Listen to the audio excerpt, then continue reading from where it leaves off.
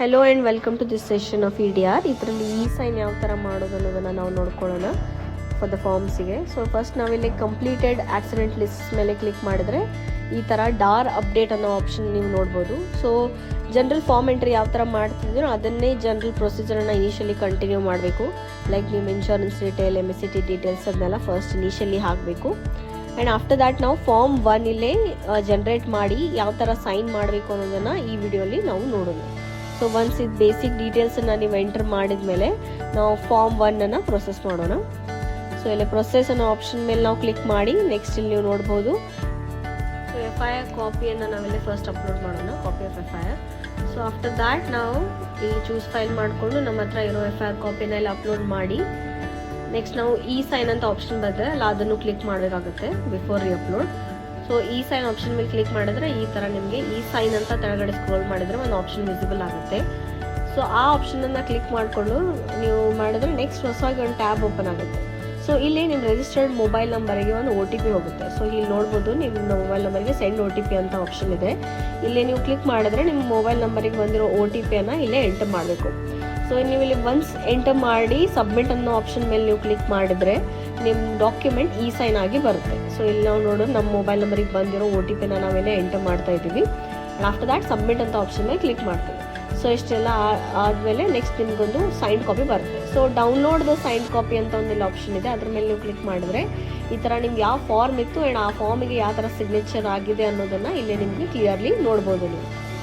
So ಇಲ್ಲೇ signature valid and are verified ಅಂತ ನಿಮಗೆ ನೋಡಿದ್ರೆ ಸಿಂಬಾಲ್ ಈ ಥರ ಬರುತ್ತೆ. ಸೊ ಒನ್ಸ್ ಇದನ್ನು ನೀವು ಡೌನ್ಲೋಡ್ ಮಾಡಿಕೊಂಡು ನಿಮ್ಮ PCಯಲ್ಲಿ ಸೇವ್ ಮಾಡ್ಕೋಬೇಕು ಈ ಥರ ಸೈನ್ ಕಾಪಿಯನ್ನು. ಸೊ ಇದು ಸೈನ್ ಕಾಪಿನ ನೆಕ್ಸ್ಟ್ ನಾವು ಅಪ್ಲೋಡ್ ಅನ್ನೋ ಆಪ್ಷನ್ ಮೇಲೆ ಕ್ಲಿಕ್ ಮಾಡಿಕೊಂಡು ಇದೇ ಸೈನ್ ಕಾಪಿನ ಅಪ್ಲೋಡ್ ಮಾಡಬೇಕಾಗುತ್ತೆ. ಸೊ ಆಫ್ಟರ್ ಸೇವಿಂಗ್ ದಿಸ್ ನಿಮ್ಮ PCಯಲ್ಲಿ ನೀವು ಸೇವ್ ಮಾಡಿದ ಮೇಲೆ ಸ್ವಲ್ಪ ಸ್ಟೆಪ್ಸ್ ವೈಸ್ ತೊಗೊಂಡು ಈ ಥರ ಸ್ವಲ್ಪ ಟೈಮ್ ತೊಗೊಂಡು ಸೇವ್ ಆಗುತ್ತೆ. ಆ್ಯಂಡ್ ಆಫ್ಟರ್ ದ್ಯಾಟ್ ಇಲ್ಲೇ ಅಪ್ಲೋಡ್ ಅಂತ ಆಪ್ಷನ್ ಇದೆ ಅಲ್ಲ ನಮ್ಮದು, ಅದರಲ್ಲಿ ನೀವು ಅಪ್ಲೋಡ್ ಅಂತ ಕ್ಲಿಕ್ ಮಾಡಿ ಇದೇ ಫೈಲನ್ನು ನೀವು ಅಪ್ಲೋಡ್ ಮಾಡಬೇಕಾಗುತ್ತೆ. ಸೊ ಇಲ್ಲೇ ವ್ಯೂ ಅಂತ ಆಪ್ಷನ್ ವಿಸಿಬಲ್ ಆಗುತ್ತಲ್ಲ, ಆ ವ್ಯೂ ಆಪ್ಷನ್ ಮೇಲೆ ಕ್ಲಿಕ್ ಮಾಡಬೇಕು. ಆ್ಯಂಡ್ ಆಫ್ಟರ್ ದ್ಯಾಟ್ ಈ ಥರ ನಿಮ್ಮ ಸೈನ್ ಕಾಪಿ ಫಾರ್ಮ್ ಏನಿದೆಲ್ಲ ನೀವು ನೋಡ್ಬೋದು. ಇನಿಷಿಯಲಿ ಇದು ಅನ್ಸೈನ್ಡ್ ಇದೆ. ಸೊ ನಾವು ಒನ್ಸ್ ಅಪ್ಲೋಡ್ ಮಾಡಬೇಕು ಸೈನ್ಡ್ ಕಾಪಿನ, ಅದರ ನಂತರ ನೀವು ಸೈನ್ಡ್ ಕಾಪಿಯನ್ನು ಇಲ್ಲೇ ವ್ಯೂವಲ್ಲಿ ನೋಡ್ಬೋದು. ಸೊ ಇಲ್ಲಿ ನಾವು ಅಪ್ಲೋಡ್ ಆಪ್ಷನ್ ಮೇಲೆ ಕ್ಲಿಕ್ ಮಾಡಿಕೊಂಡು ನಮ್ಮ ಸೈನ್ಡ್ ಕಾಪಿಯನ್ನು ಇಲ್ಲಿ ನಾವು ಅಪ್ಲೋಡ್ ಮಾಡ್ತೀವಿ. ಸೊ ಒನ್ಸ್ ಅದನ್ನು ನೀವು ಕ್ಲಿಕ್ ಮಾಡಿ ಸಬ್ಮಿಟ್ ಆದರೆ ಇಲ್ಲೇ ನೀವು ನಂತರ ವ್ಯೂ ಅಂತ ಕ್ಲಿಕ್ ಮಾಡಿ ನೋಡಿದ್ರೆ ಇಲ್ಲೇ ನಿಮಗೆ ಒಂದು ಸೈನ್ ಕಾಪಿ ವಿಸಿಬಲ್ ಆಗುತ್ತೆ. ಸೊ ಸಿಗ್ನೇಚರ್ ವ್ಯಾಲಿಡ್ ಆಗಿರುವಂಥ ಒಂದು ಕಾಪಿ ಇಲ್ಲೇ ನಿಮಗೆ ವಿಸಿಬಲ್ ಆಗುತ್ತೆ. ಸೊ ಒನ್ಸ್ ಇದೆಲ್ಲ ಆದಮೇಲೆ ಸಬ್ಮಿಟ್ ಅಂತ ನೀವು ಆಪ್ಷನ್ ಮೇಲೆ ಕ್ಲಿಕ್ ಮಾಡಿದ್ರೆ ನಿಮ್ಮ ಫಾರ್ಮ್ 1 ಸಬ್ಮಿಷನ್ ಕಂಪ್ಲೀಟ್ ಆಗುತ್ತೆ ವಿತ್ ದ ಸೈನ್ಡ್ ಕಾಪಿ.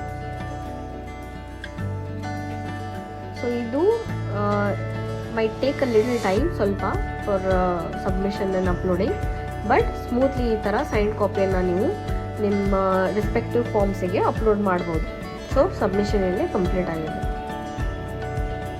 ನೀವು ಬೇಕಾದ್ರೆ ಇಲ್ಲಿ ಇನ್ನೊಮ್ಮೆ ವ್ಯೂ ಮಾಡಿ ನೋಡ್ಬೋದು ಯಾವ ಥರ ಸೈನ್ ಡಾಕ್ಯುಮೆಂಟ್ ಅಪ್ಲೋಡ್ ಆಗಿದೆ ಅಂತ. ಸೊ ಇಲ್ಲಿ ನೀವು ನೋಡ್ಬೋದು ನಿಮ್ಮ ಡಾಕ್ಯುಮೆಂಟು ಸೈನ್ ಆಗಿದೆ ಆ್ಯಂಡ್ ಸೈನ್ ವ್ಯಾಲಿಡಿಂದ ವೆರಿಫಿಕೇಷನ್ ಕೂಡ ಆಗಿದೆ. So thank you.